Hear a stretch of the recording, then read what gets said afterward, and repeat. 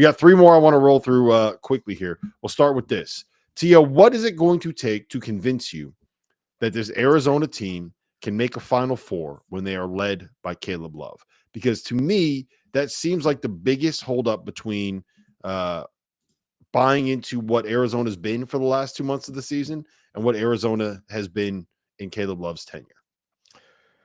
I think one of the reasons they can make a Final Four is because of Caleb Love, not the other way around. Like he's good enough. Good Caleb Love is good enough to get you to a Final Four with a bunch of misfits. Which Caleb Love are you going to get whenever the tournament starts? That's kind of where I'm at with that. But Anthony Del Orso has stepped up into his role. He was fantastic. John and I had him a couple times at Campbell.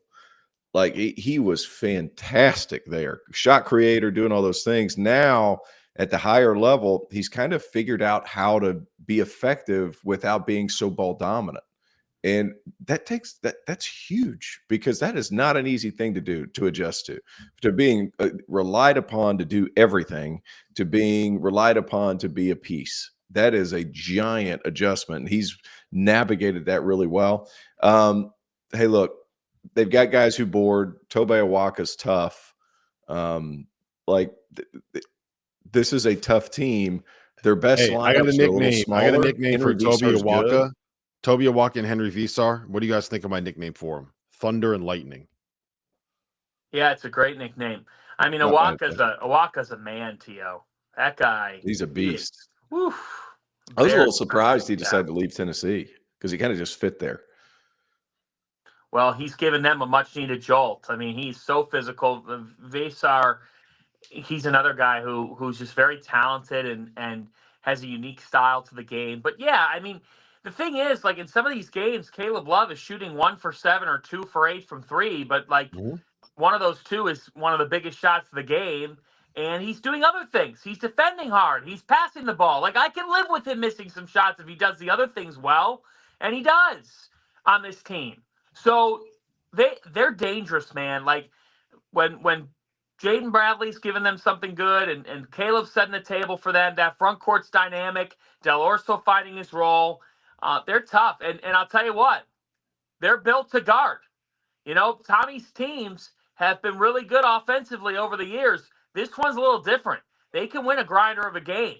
And I thought the other night, like, I don't think Baylor is particularly good this year, but that's a really, really tough turnaround. When you lose to Houston and then you're like, yeah, we're on Big Monday in less than 48 hours. Oh, by the way, we have to get on a plane and go to Texas. Yeah. And they dictated the game and won. And I'm going to give Coach Floyd a lot of credit. They were 4-5. They looked dead in the water. They're the best example for why don't you challenge yourself in November, regardless, because they were 4-5, and we all thought, are they going to even make the tournament? They were in the top 16 committee reveal on Saturday.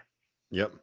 Also want to give a shout out to Carter Bryant, who over the course of the season, a freshman, kind of paid his dues early on in the season and has really come on and been a valuable, big athletic wing shot maker. He had 6 assists the other night against Baylor.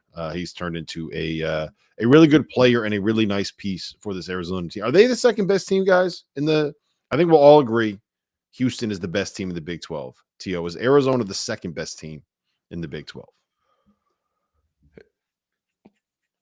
Iowa State's right there.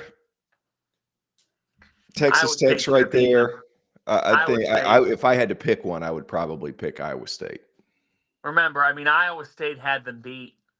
Iowa State lost to Arizona on a 75-footer or something of that nature. That's maybe the best conference game we've seen this entire season. And that rematch is still coming in Ames. I think it's this Saturday or next. No, it's not this Saturday. I think it's the following Saturday when Iowa State hosts Arizona. That's going to be a scene in Ames. Hilton's going to want to get back at them. March 1st is when that is. Hey, March 1st, really good slate in the sport. Very, very good. Yeah, Carter Bryant. I hope he stays. I know he probably won't, but I hope he does, because he could be awesome next year. And the draft this season or this offseason is going to be so good that if he stays, he could be an all-American type talent next season and then really boost his stock. He's got a lot of talent. A lot of talent. I don't know. Fran Fraschilla needed seasoning last night. I'm on board with that. I think that's the correct statement. He needs a little bit more, but the way it's going right now, he's probably going to go. But he's talented kid.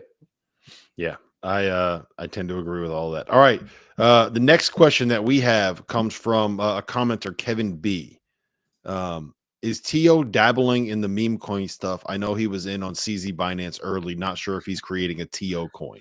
Are we going to get a T.O. coin?